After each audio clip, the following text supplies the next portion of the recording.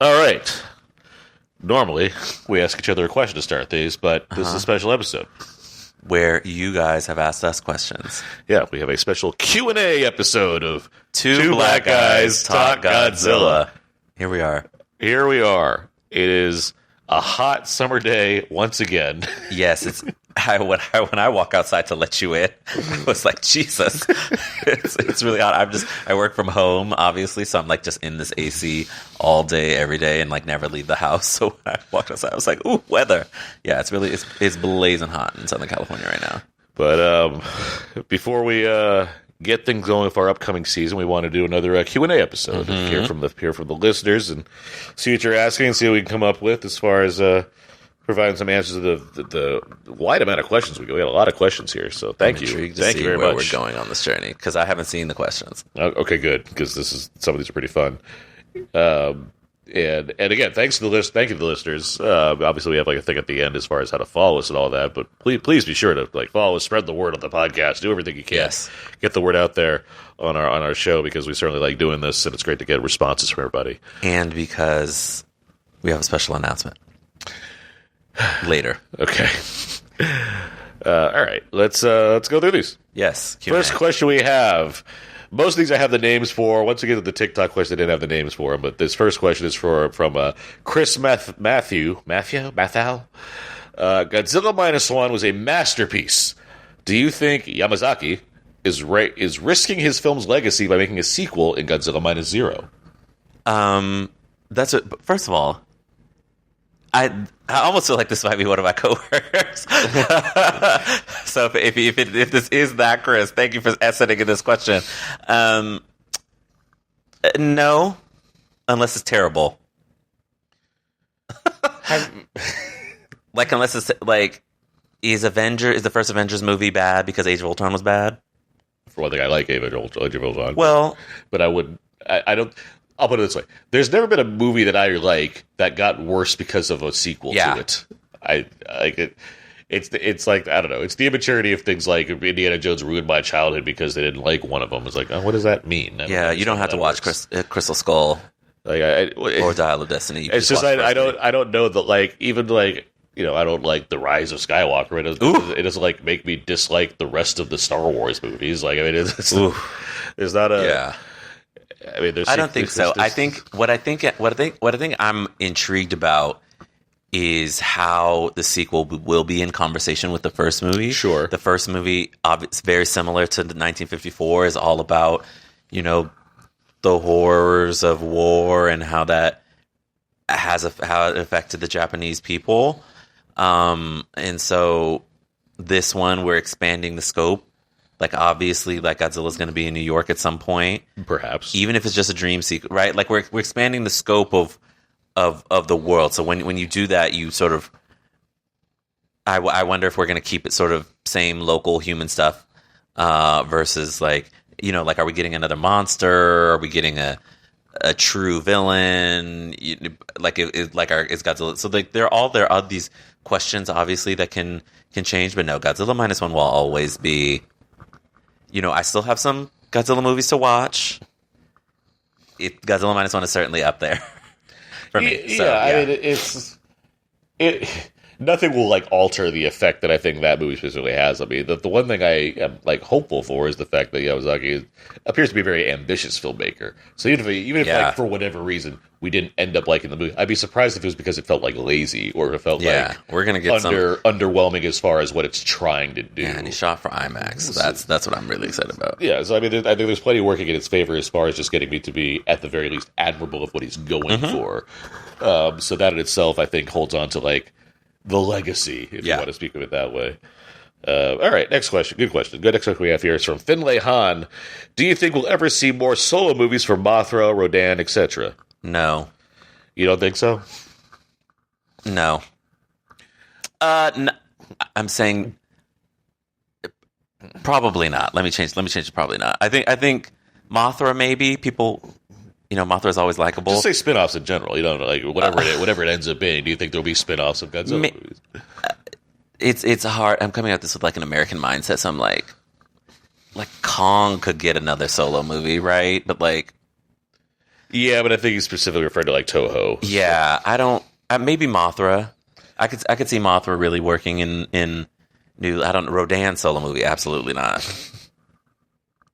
I'd like to be optimistic and think yes, just because I mean, if we're going to if we're keeping this franchise going, which we clearly are, and there are fan favorite characters that just haven't been seen in a long time, and Toho has the rights to them, especially if this movie is Minus Zero is a huge hit, which I'd be very surprised if it wasn't. Lots of goodwill coming from the last one. I don't see Toho being like, let's just keep sitting on our hands and not doing anything with this stable of characters. I guess from that perspective, certainly. But yeah, like so certainly Mothra. Mothra would be the one that I would say has the most chance. All right. Robert Walrod asks, if you weren't covering Godzilla, what would your podcast be about? I don't think we would have a podcast. Let's not just do the two black guys talk this or that. I pitched you. No, we have plenty of those things. That's another question. We had that question last time, I think, probably. Yeah, I have pitched him other podcasts. But let's present this sliding door scenario where -1 didn't happen, and we're just friends. Yes, who you occasionally appear on my podcast, but we are when it's about a black movie. Yes. When it or Marvel. But do you think there's a possibility that over time, because we do talk quite a bit regardless, that you or me would have been hey, do you want to do some other show? Yeah. Do you think that could have happened at some point? Yes. I mean, I have pitched you other shows. Yeah. One that just jumped into my mind. I think we could do an MCU. Yeah. We would. I think an MCU podcast probably at some point we would have been oh, wouldn't it be fun to? I could see that. To watch all of them, maybe we'd be oh, let's do them in timeline order rather than chronological movie order and what that presents. So yeah, that's probably up there. You probably would have tried to convince me to do something Star Wars related. No, honestly, no. Maybe. No, Marvel would just because of the relevance of it. Yeah. My Star Wars fan doesn't extend to me wanting to talk about it in an extent. We've done especially because I've done commentaries for all of those movies at this point. I'm so well, I just know you. I'm not out juiced of it, but it's the idea of doing a weekly thing about Star Wars doesn't intrigue me in the same way. I wouldn't ask you to do it about Star Trek either. Because I have to watch everything. That's the commitment because you know there's television shows in this. And it is frankly denser than Godzilla is by default as far as all that stuff goes. If we did an MCU thing back in 2014 when it was peak MCU, there'd be something. Now we have to call the show Picking the Remains. That's why I think we would do something. We wouldn't just be oh, we're going to watch all the movies in release order. We'd be let's do it in timeline, chronological order, and see if there's what do we glean from a franchise. Unless there's a 1, 2, 3 punch of Spider-Man was really fun, Doomsday surprisingly rules, and then Secret Wars is a great new start to everything, and we're oh, maybe this thing's got some new juice in it. Then we can really start a show. Don't expect the Two Black Guys Talk MCU podcast for a while. I'm very tired. We go back to the roots. We'd be two black guys. We talk Blade. talk X-Men. I think we could. I think there's something there. Yeah, certainly. Two black guys talk Marvel. Yeah. Anyway, that's quick. What's next?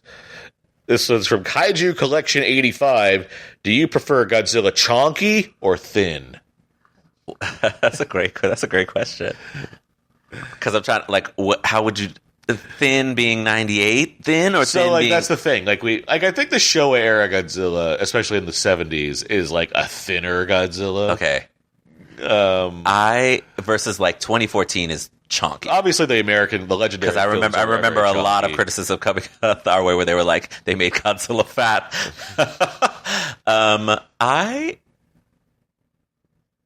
And we haven't seen all of the in this era yet, so you're a little behind as far as how big he can be or how small he can be. I don't want to fat shame Godzilla. I'm not fat. I mean, he said chonky. He didn't say fat. I mean, he's trying to But I think I love all forms. Because that's where I kind of agree as well. I don't. Yeah. He never doesn't feel maneuverable to me. That's true. I mean, like, I don't want Ozempic Godzilla that's in 98. I don't care for, but because I don't like that design at all. That's just and it's not really Godzilla. It's the weird iguana. Looks like a iguana raptor. But like, I mean, we'll talk about the legendary films when we get to them. But like, it's not like that Godzilla doesn't move. He does how to move. Yes.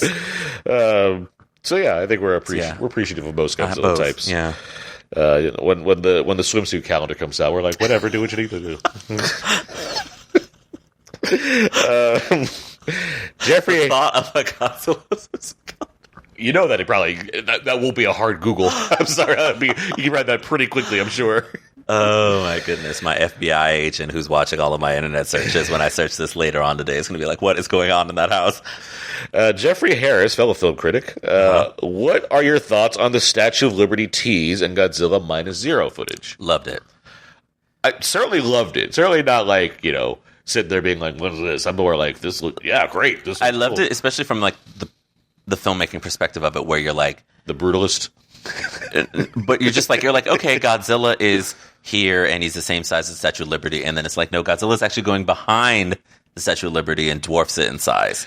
That's a really great visual moment. I do think it's a tease, very specifically. Yeah, I mean, I think I gave a plot theory a couple of episodes back about just what I thought that might mean.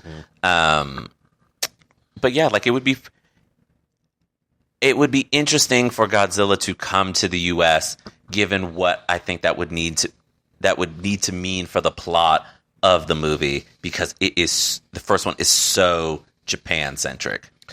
What those characters, what they've lived through, where they are presently, like to then come to the States in some way, shape, or form, would mean something. So yeah, I thought it was fun. I think it's certainly fun. I do think I hate speculating on like what actually happens in the movie. I'd rather just let the movie tell me what the movie tells me. But like I'm very much more thinking it's not like it's not. Yeah, real. It could be like a dream sequence. It could be somebody being like, "Oh my god, this is what could happen if," that kind of thing. Yeah. But we'll see what happens. Maybe maybe he goes to New York again. Maybe he finds Hank Azaria, finishes the job before he's born. Yeah, Hitler style. Hitler style. Sarah Connor style. I should say. No, you're thinking Endgame, which I just rewatched. where War Machine is like, why don't we? Yeah. He's like, he's not wrong. The Chills and Thrills podcast asks, can I join you guys for an episode? I have covered the Godzilla franchise, and it would be an honor to join you guys. I absolutely love some of the upcoming films. I will say this in regards to guests. I'm going to say never as far as guests in the future of this podcast. At the time being, for what we're doing here, as far as talking about the movies week by week, it is going to be 2 Black Guys Talk Godzilla. That's what we're doing. Once we reach the end of the kind of initial run of films, I do think there's going to be room to do special kinds of episodes involving guests to some capacity. Or even bonus episodes. Bonus episodes also possible as well. And I've met a few notable people in this world that'd be fun to like do interview episodes on. So we'll see what's possible. But never say never is what I'm asking right now. I certainly don't want to deny the idea of us ever wanting to have guests on the show. We're very friendly people. I think you're probably coming from that perspective too, because like there's still a bunch I haven't seen. So it's like, the vibes. Yep. So, but no, we love that people are listening. We love that people have gotten to cover them in the future, and hopefully we'll be able to make some guest episodes at some point. Yeah, the sheer enthusiasm alone is great to see. Yeah. All right, Mark Hoffmeyer, film critic, friend of mine, frequent guest on other podcasts. He asks a couple of questions. First, what's your favorite Godzilla is getting destroyed and somehow manages to rally moment? Probably Mechagodzilla, because he was getting toe up, man, and then he finally, turned himself into a magnet. The little magnet trick. He really had to earn that victory. Yeah, I mean, it's less because I'm thinking like Megalon, but that's Jet Jaguar is getting beat up, and then Godzilla comes and saves his ass. But before that, Gigan gets a pretty bloody battle. That was tough. He turns a pretty bloody before Godzilla finally rallies and beats him, and he and Anguirus take on Ghidorah. My boy Anguirus. Generally where I am with that one. Mark's next question is, best water scene? Not a Bira. Not out of here. I guess it's a water scene. I do like the continuity is held when we get to Godzilla for King Kong versus Godzilla, because at the end of Raids again, he falls into they just freeze him in a glacier, right? And the first time we see Godzilla and King Kong versus Godzilla is Godzilla emerging from the glacier. Yeah, that's pretty great. I think that's a pretty good, I'm back. Yeah, I like that. I'm trying to think of what other water moments were there. Can we count Biollante in the lake? Sure. Yeah. Fight in the water. Fighting in the water. Yeah. And his last question, who wins, Godzilla or 200 minions?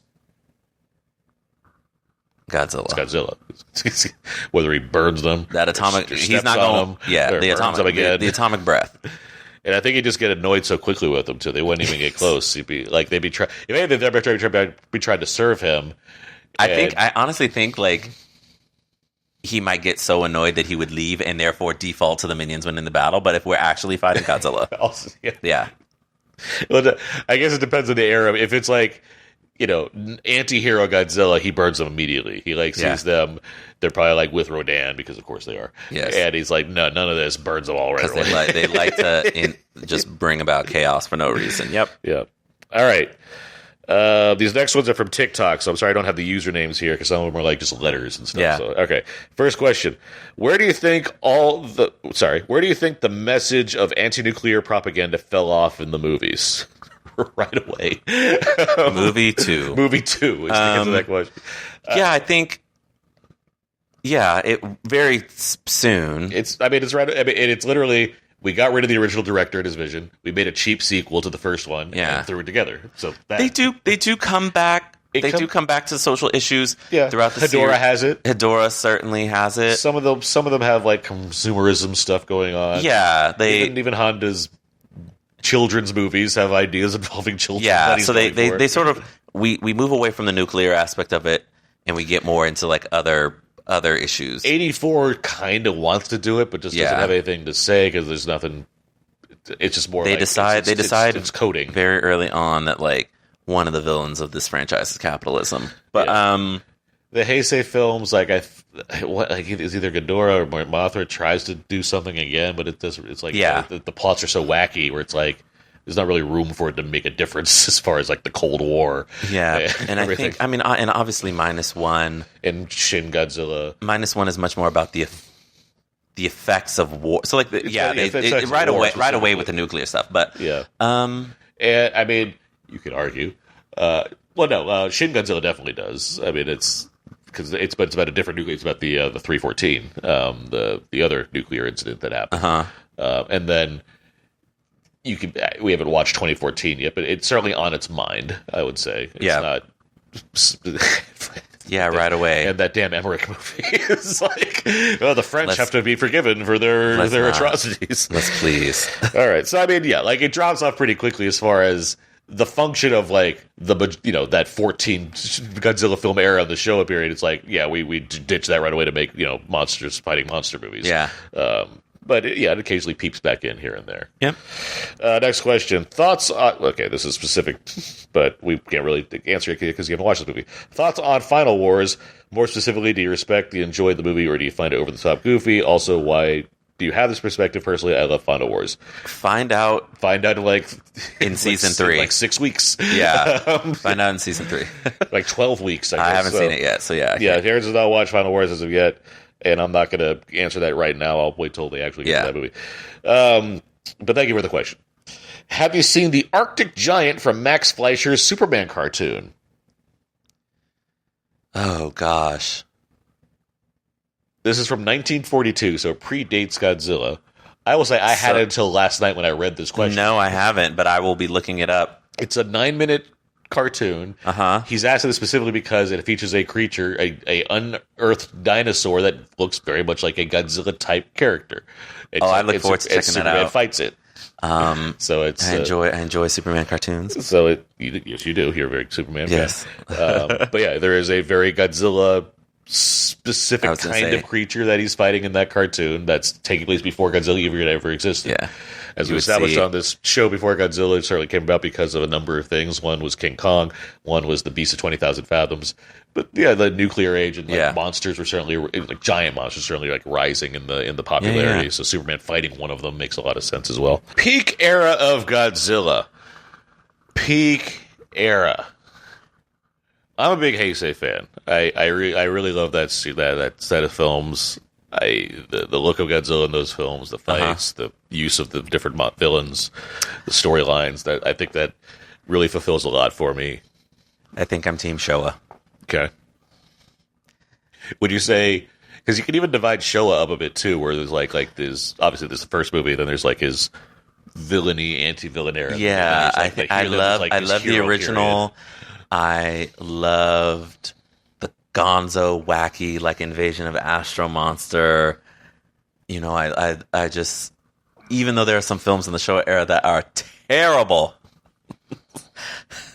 Truly terrible, because which is basically like his island films. You would say for the most part. Ibira, Son of Godzilla, All Monsters Attack, because those aren't really anti-hero or a hero. They're just more like he's there. Yeah, I really dig the Showa era. Although it's like Heisei, there's a lot to love about the Heisei era. But yeah, I had to Showa so far. All right, we got one more question, 2-part question. Who is the best villain, and who is the most overhyped? Ooh, best villain. Let's run through them. You got your Mothra.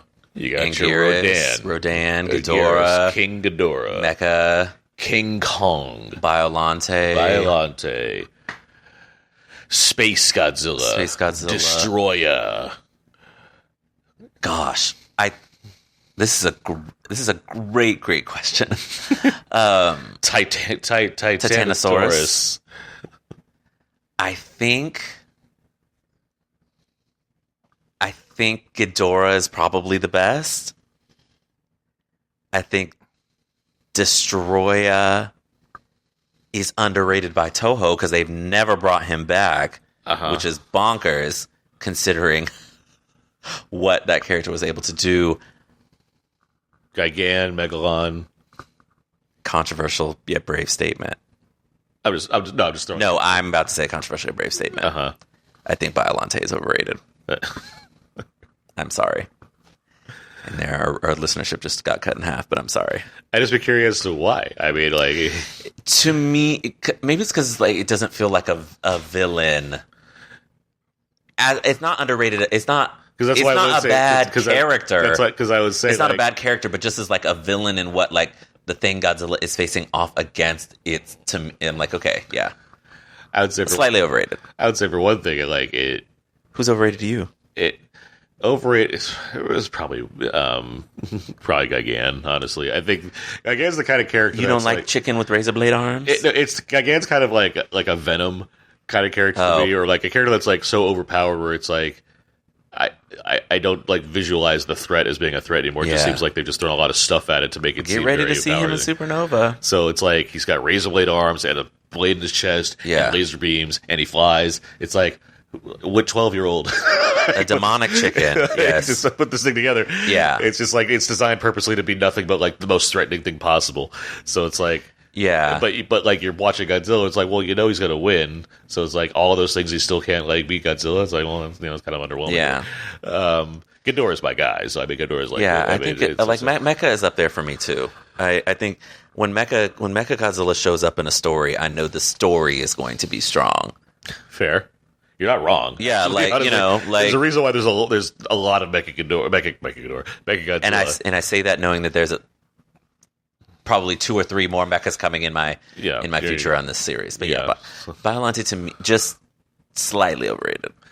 And I'm not trying to fight. I'm just I'm trying to connect it as far as because it's not there to be it's not overrated as a design. No, it's beautiful. The storyline behind it is great, but just in terms of the thing that Godzilla is fighting against and the reasons for Godzilla fighting it make it feel slightly overrated in the canon versus something like a Mecha or a Mothra or even Rodan. The point I'm trying to get to is I think the part of the reason is that Biollante is not like designed to be this anti-Godzilla thing. It's just like a happenstance creature that is like, what else am I gonna do? Like and you're attacking me, so I guess I gotta fight you. But I'm not like, my goal is to like destroy the world. I'm not. It's not. It's not. And you know, so it's not. What's the movie? I think Space Godzilla. What's the movie though? What's the plant movie? Little Shop of Horrors. It's not Little Shop of Horrors. Where like it's there to like take over. It's just like shout out to Audrey too. Yeah. I can't help but have being created. That's kind of its thing. Yeah, it's more. It's like a universal monster. So yes, and that from that respect, just from like the second most overrated is the real overrated is probably Space Godzilla. Space Godzilla, because it's like okay. That was it. I mean, you know what? I don't disagree with you mainly because like the fact of the weakness is like, just shoot his big tower over there. It's like it's kind of obvious. Yeah, It's it'd be like fighting a giant starfish with an eye in it and just like shoot the eye. The eye. That's the weak spot. But anyway, I can't think about Starro. I'll just one of the most disgusting things with that creature that's ever happened in a movie. I found because we reference it so often, I found a screenshot that's just the MP3 files of the different things in the BBS. When he saw everybody on Real. When he sends it to Wonder Woman, that's what he does. Yes. And she's like, "Where are you from?" He like sends like a note in the email or something, and and she opens like the file, and it's like 3 or like 4 like, Flash videos. I found a screenshot of just like those videos, and I'm like, I want to keep this just for posterity's sake of having that screenshot whenever we need to use it. Anyway, thanks for all the questions. Final question? That was the final question. Yeah, that was a good question to end on. Yes. But appreciate all the questions. Fun doing this Q&A episode. Certainly fun hearing from the listeners. Yeah, it was great hearing from you guys. And I think it's a good time to announce that you're not going to have to wait much longer for the next season to start. That is correct, because season 3 of Two Black Guys Talk Godzilla officially kicks off on September 4th. Yeah, the Labor Day weekend. We will be dropping the episode to talk about Godzilla 1998. Perfect for listening when you need to make your long drive or long flight wherever you're going to celebrate your Labor Day, because it is probably... It's, I think, our longest episode of this podcast. And so, we're really excited to dive into the TriStar / Millennium era for season 3 of Two Black Guys Talk Godzilla, starting once again September 4th. Yep, September 4th. Stay tuned. Should be a lot of fun to enjoy everything we had to say about that movie, and then recognize that there'll be many more episodes where we're more positive. Again, this was very fun. Great to get these. I hope we can do more of these Q&As every now and again, because it is fun to get everybody's questions in here. That's gonna do it for this bonus episode. I'm Aaron Newworth, writer for Leave Entertainment, co-host of Out Now with Aaron and Abe. Find me on all the socials, Aaron's PS4. My name is Terence Johnson, owner of LenoAuto.net. You can find me on all the socials at Terence B. Johnson. And this has been Two Black Guys Talk Godzilla.